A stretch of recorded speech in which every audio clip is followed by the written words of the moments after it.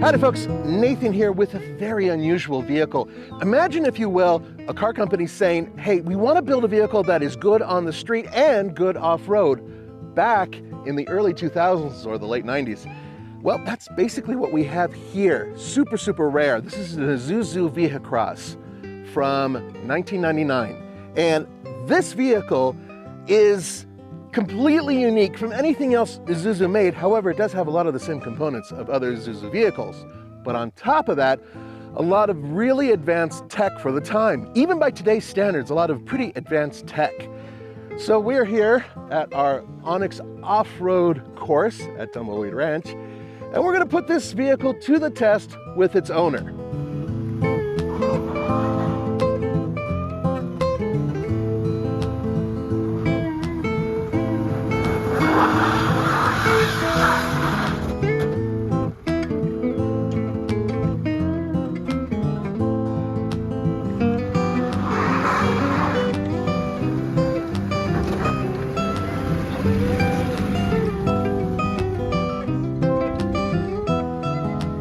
There's a lot to go over, so let's unpack this first part, which is of course the styling. Now, some people say that it looked like an angry bucktooth snake up front. Other people say it looks macho.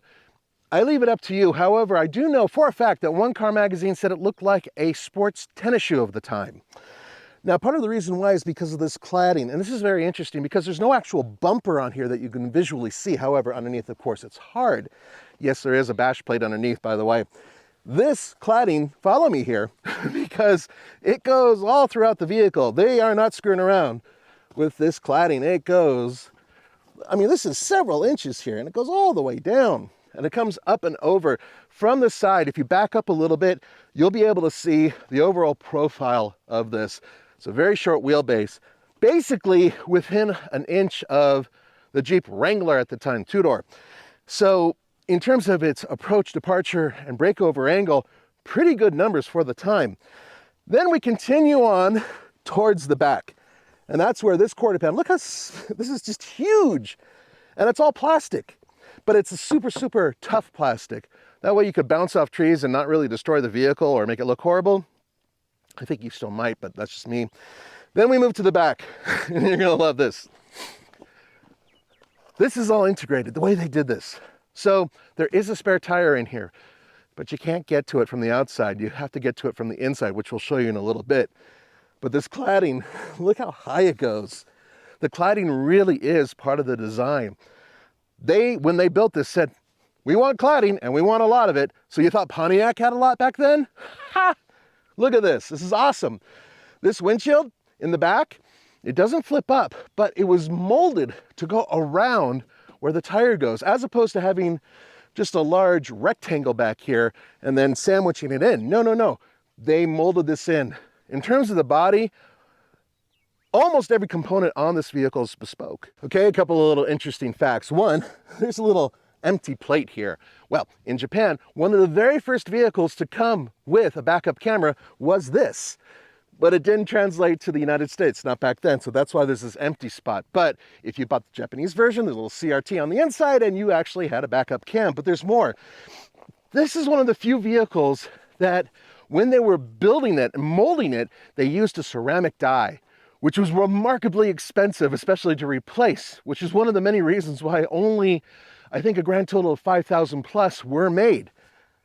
If you look, you can actually see some very interesting molding that's going on over here. And this isn't molding, this is actually the sheet metal that's been very carefully pushed outward just for looks, because I don't think there's any aerodynamic reason to make that happen. Now, for you Isuzu fans out there, I apologize because not everything on here came stock with this particular model.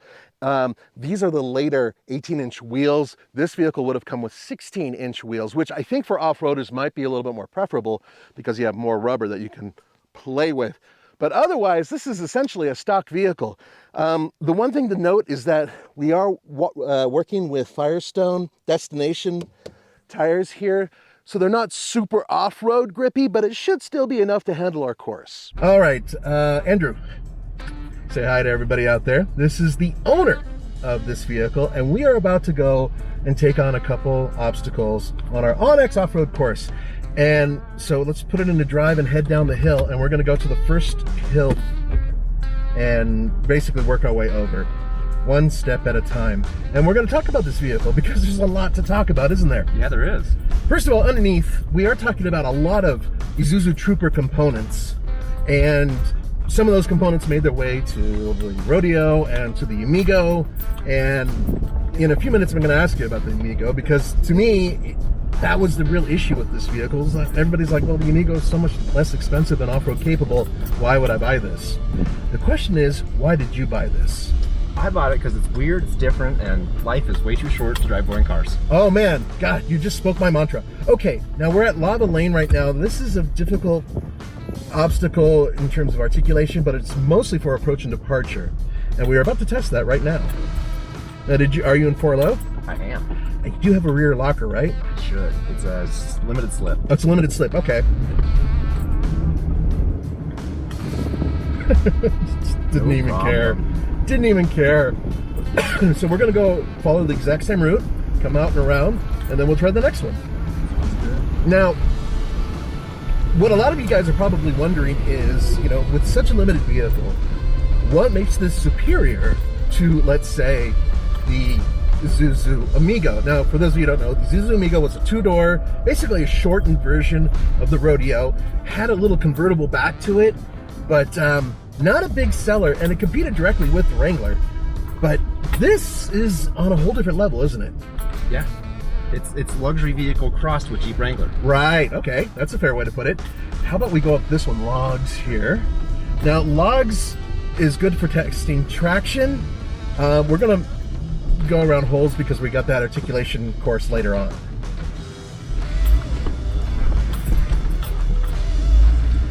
Yeah. Feel how it tests your suspension? Now that is an interesting point. You talked to me about the monotube front shocks. Correct. It does have the expansion chambers in the shocks. They grabbed that from motorcycle racing of the era. That's right. Now, nobody was doing that back then with a stock vehicle. I can't think of any. I don't think there's any other vehicles out there that I know of that does it.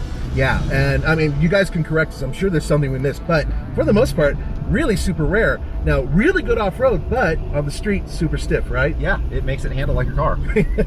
Which is the whole point of this vehicle. They wanted to prove that they could get something that handled like a car, that also handled really, properly off-road, I should say. Really interesting powertrain setup, and I'll explain why in just a sec. But first of all, that is a 3.5 liter V6 that puts out 215 horsepower and 230 pound-feet of torque. Not bad for a vehicle this size. And this radiator is one of the few components in this vehicle that is actually aftermarket. But look at this. Now, normally you wouldn't be able to see the intake because there's a plastic component that goes on top. Now, here's the other thing.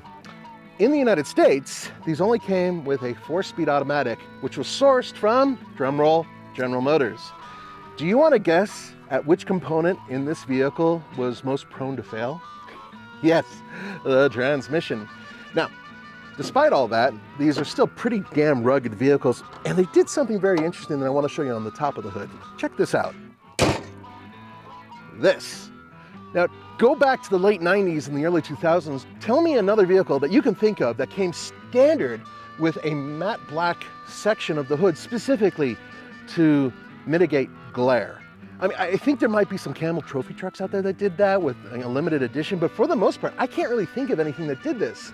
I mean, it's so novel. All these little things are so novel about this vehicle. And one of the really cool things that Isuzu managed to do with this vehicle is what other vehicles couldn't do at the time. And that is they made an interior almost as extreme and unique as its exterior. Many vehicles didn't do that back in the late 90s and the early 2000s. And a lot of that goes, I mean, just look at the door panel.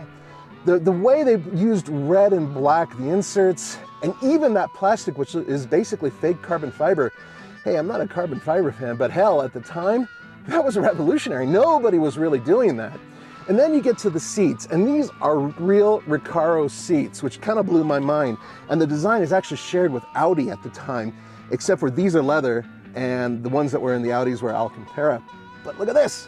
You can actually, oh yeah, that is very European, and I love having that being tall.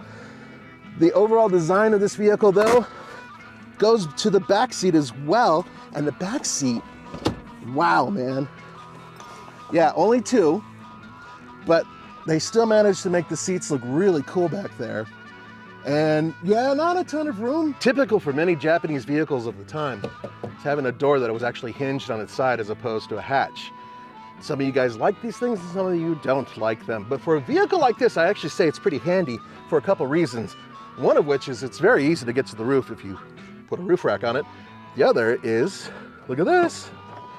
What am I unscrewing? What do you think is back here? There's a mystery.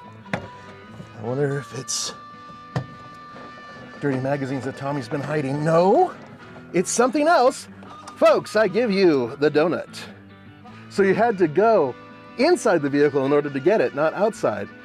I don't really know if there's a benefit to that, but it's unique. And by doing that, and by having this here, you have a little bit of storage space here. These seats do fold, and I believe they tumble forward, and there's the gas tank is right underneath where you'd be sitting here. Boulders is an interesting one because it tests a lot of things, articulation and whatnot, traction, but what we want to make sure is that you don't crush the front end of your vehicle. Yeah. You do have a bash plate, that's fine, but what you're concerned about is the plastic. Mm-hmm. Why? It's hard to replace. You can get replacements, but they're very rare. Mm-hmm. And they're not cheap. There, you heard it there. It's exactly it. They didn't make many of these, a little over 5,000 of them altogether over the course of 3 years. And the VehiCross that was built in Japan was a very different vehicle than the one that was built and sold for the United States. Different engine transmission setup, other different options that were available and what have you. But this thing is absolutely not having a problem right now. And these tires are not really super off-road biased tires. I'd say at the best, they're mud terrain style tires. Yeah, I grabbed these off of a Honda Pilot. They're the stock tires off a Pilot. A Ridgeline. A Honda Ridgeline? Yes. Oh, that's even better. Okay, so we are actually, there's a connection there because Honda at one point in time was working with Isuzu, and when Honda built their original Passport, it was essentially an Isuzu Rodeo. Yeah. I love geeking out on Isuzu stuff, if you couldn't tell. So I am so happy that you have this. And by the way, the interior is absolutely pristine. Tape player, you even have the CD changer, but you told me it doesn't work. Yeah, that doesn't work. That was a casualty of the heat from Texas. Oh, that's right. So this is a Texas vehicle. Correct. This is where, and you are technically the second owner. Yeah, the second owner didn't do a whole lot. He bought it for his son. Uh-huh. And his son decided he didn't want it. Ah. His son asked, where's the CarPlay? Oh, for crying out loud. The trench is, this can be difficult for some vehicles. Do you have the locker? Oh, no, you already have it in low. Slip. Okay, but you have it in low. Correct. Okay, great. Now, there are 12 sensors in this vehicle that move power around to where it's needed. Now, this has happened way before other people started using systems like that in many cases. Now it's common. Mm-hmm. But in this case, we have an independent front end. We have a solid rear axle. So it's either the best or the worst of both worlds, depending on how you look at it. Ah. There we go. Oh yeah, now you're gonna. Now my friend you may need some momentum. Yes, that's my best friend, momentum. That's what I'm known for. So just a hair of momentum will get you over that. There you go. Yeah, see? Yep. That's one of the toughest parts right there, and then here can be, you just took it no problem. Oh yeah. So close. Okay. We'll get a little more momentum. Yep. So yeah, it's not as easy as some people think. Now, the more modern 4x4 and all-wheel drive systems out there will stop a wheel from spinning altogether and shift the power around. And that's one thing that this doesn't quite do, but you could eventually get the rear end to basically do what it needs to do with a little bit of momentum. Once again, another thing that I love about Isuzus, they love momentum. Yes. And another thing you guys should keep in mind is that Isuzu did very well with rally raids and whatnot back in the day. They were, I mean, not like Mitsubishi, but I mean, they really did perform quite well. So this is a truck, which is something a lot of people don't realize. And it's body on frame. Exactly, it's a body on frame. And this is a vehicle that is so rare in the United States that people look at it like, what the hell is that? And do you get that? I get a lot of people to look at me and go, what is that? Exactly. Isn't that cool? They're confused. And I enjoy it because yes. I get to have conversations. I get to explain it's something different. It's something unique. Special shout out to Andrew, the owner of this vehicle, for letting us play around today and giving us an example of what old tech really was and how cool it could be. I mean, you put the proper tires on this thing and it's going to be next to unstoppable. I really, really like these, and I'm going to try to get one, and I'm not going to do it because Rowan's going to say no. and we're gonna end up with an Amigo or a rodeo. Anyway, thank you for joining me for TFL. This is Nathan. Once again, thank you. I'll see you next time.